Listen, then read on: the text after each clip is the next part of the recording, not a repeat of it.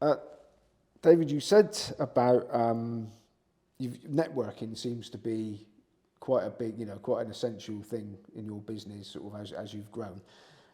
Um, you must have had some good sort of mentors along the way, people that shared their knowledge with you. Can you mention what they taught you, even if you don't want to mention their names, or mention their names if you want to?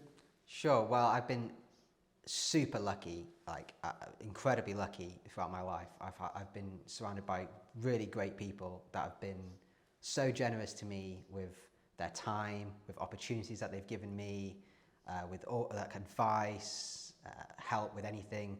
So I mean, that I have to say is a massive part for why I've been able to be reasonably successful. The first sort of mentor figure I had.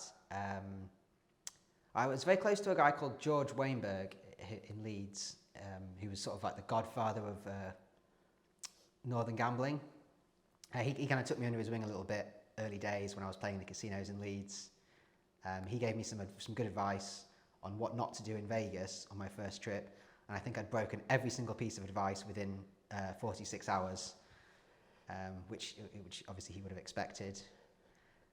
Come on then, you've got to tell us a couple of those snippets. Well, he said, don't put your card behind the bar when you go out with your friends, number one. He warned me about something which he referred to as the brass nail, which is where you get spiked in clubs and you go back with a girl and she steals things from you. And then general ways to, how to, when taxi drivers say, oh, I'll take you to a massage parlour, you say, no, I'm going home. All these kind of things.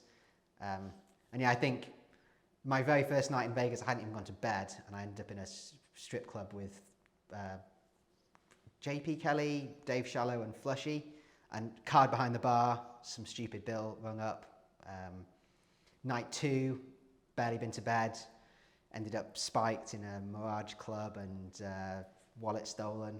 I was a sitting duck, basically. Sitting duck for that.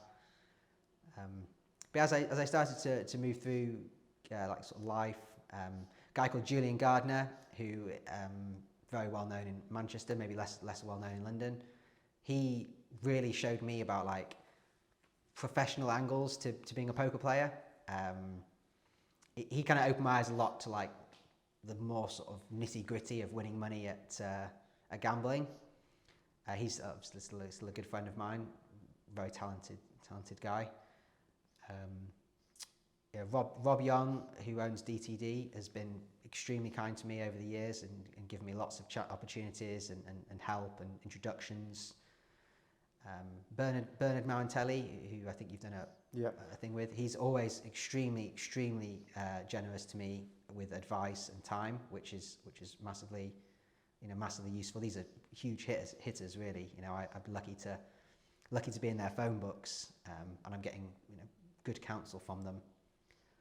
But I'd say the person who's been the biggest influence on me was a friend of mine called Andy Mosley, who is, I would not be here in any way whatsoever without his help.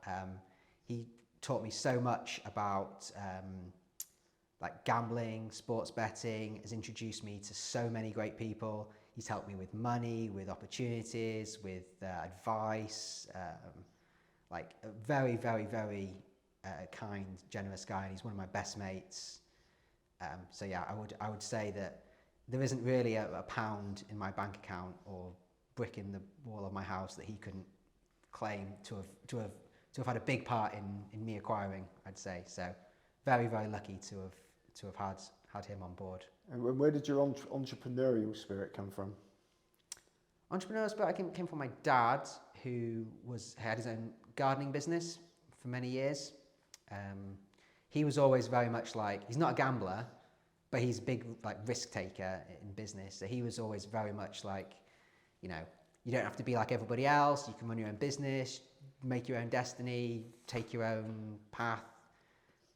His business went bankrupt when I was sort of 12, 11, I think. He started again, rebuilt it all.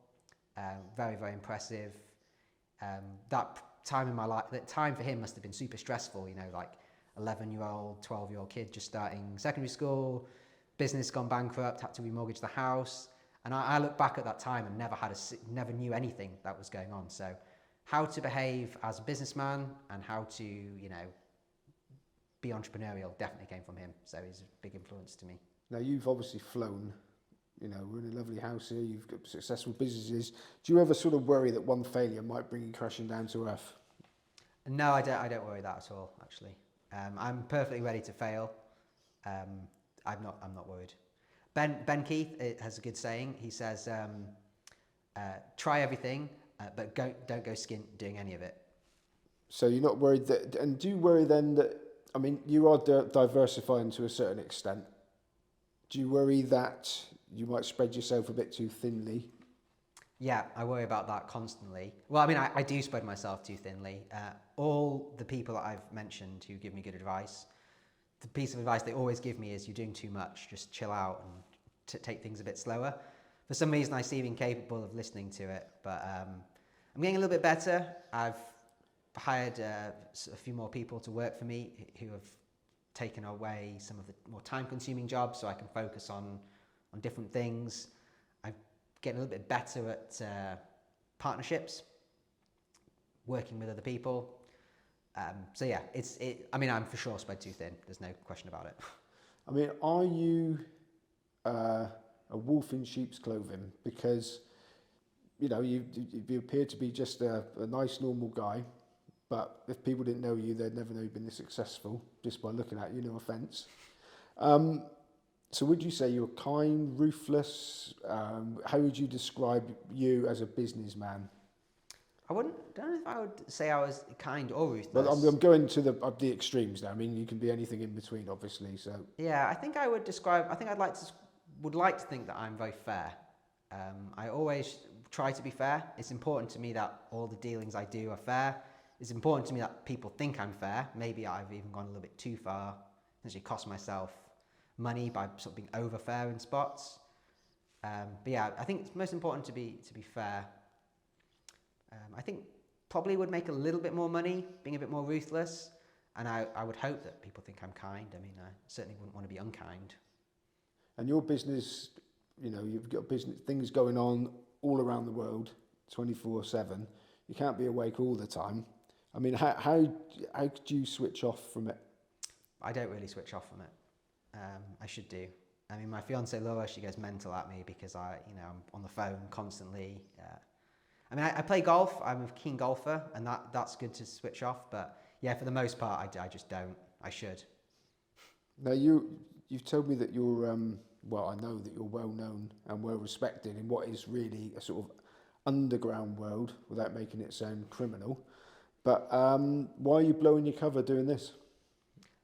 I don't know if there's much of a cover to be blown. I think I don't think I'm massively well known, but people I work with, I think, respect me quite a bit, which is what's important to me.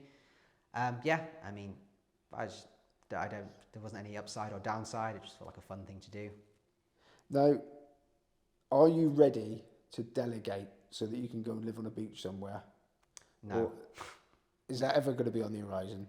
I'm getting a little bit better. I actually did a little business coaching last year, which I went into with a negative mindset, but it was really good. And that was the one thing that I took from that course. You have to delegate. The guy had a really good saying, which was, only spend your time doing things that only you can do. So, there's lots of things that I would do a good job of it, but plenty of other people would do a good job of it as well. Those are tasks that I need to delegate. There's certain things, without any sort of arrogance whatsoever, I feel like really benefit from me doing them. Stuff particularly that involves like relationship management or, mostly just relationship management stuff really. So that's where I need to spend my time. So hopefully in a few years' time, I will be much better at this. All these things that have come up in the last few questions are things that I need to be better at for sure. But it's hard. You went on a business course. Did the person taking the course know that you've run a multi-million-pound business? No, I don't think so. But it was a very good course. How to manage yourself in business, how to manage people around you, opportunities. I learned a lot from it, actually. I went in a little bit negative about it, but it was very, very good. It was worth every penny. I'm glad I did it. Now, coming to the end of this, do you consider yourself like a bookmaker, a pro punter, an entrepreneur, a mixture of the three? Or is it, obviously you're still very young in your career. So what do you think you'll be sort of seen as at the end of it? I would like to be seen as an entrepreneur. I kind of how I consider myself. I mean, I guess I've been a professional gambler for the majority of my life. I don't think I'm a particularly great professional gambler, but I think I'm an okay entrepreneur. I think I'm good at spotting opportunities and putting the right things together is maybe my skills more than gambling.